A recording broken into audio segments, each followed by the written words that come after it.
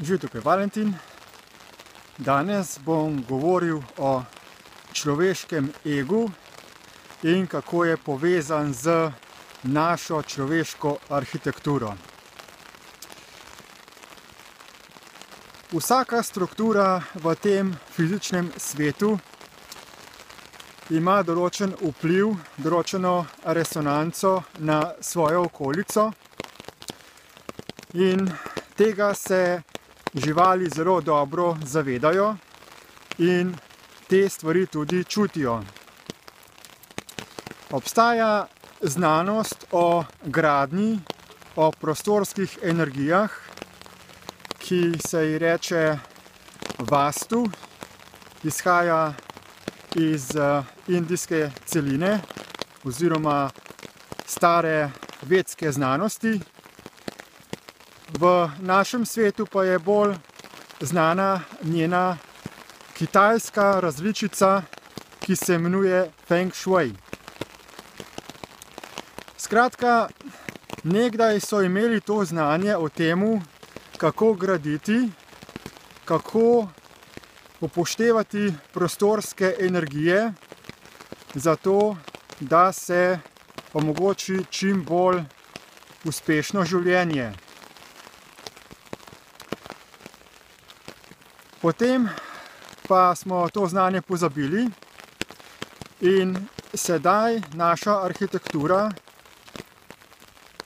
odseva samo naše človeške lastnosti, naš lasten ego, gradimo izključno po meri človeka in ne upoštevamo drugih živih bitij v tem stvarstvu.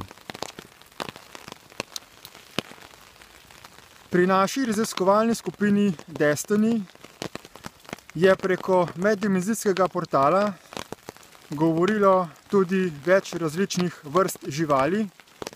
Med njimi so ovce, ki zelo natančno razložijo to, kako živali zaznavajo človeško poseganje na tem svetu.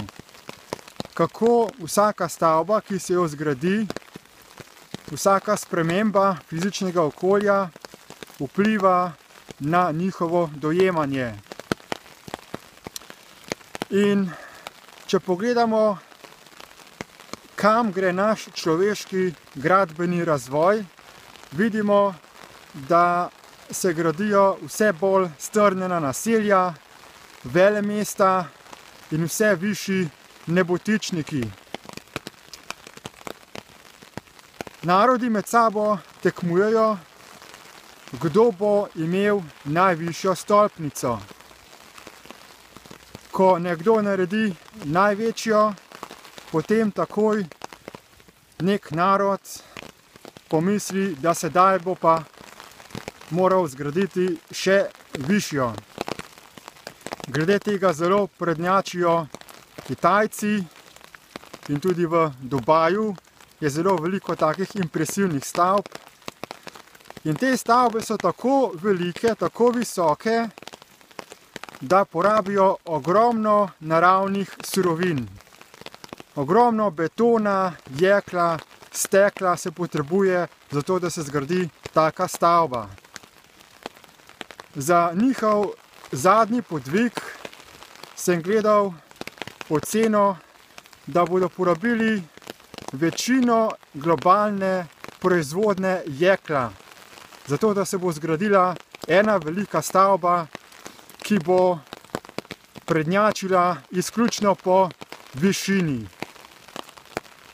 Skratka, naš človeški ego se lahko meri po višini stavb, ki jih gradimo. In skrajni čas je, da nehamo za tem norim početjem, da se zavedamo, da nismo edina živa bitja na tem svetu, da pogledamo, kako naši posegi v naravo vplivajo na živali, na rastline, da jih obravnavamo kot enakovredna živa bitja in da začnemo graditi take strukture, ki bodo tudi po njihovi meri. Več glede tega, kako živali zaznavajo samega sebe in človeka, si boste lahko sami tudi poslušali preko audio posnetkov na spletni strani Ekvaf. Povezave do njih pa boste našli v opisu tega videoposnetka. Hvala za posluh in nasvidenje!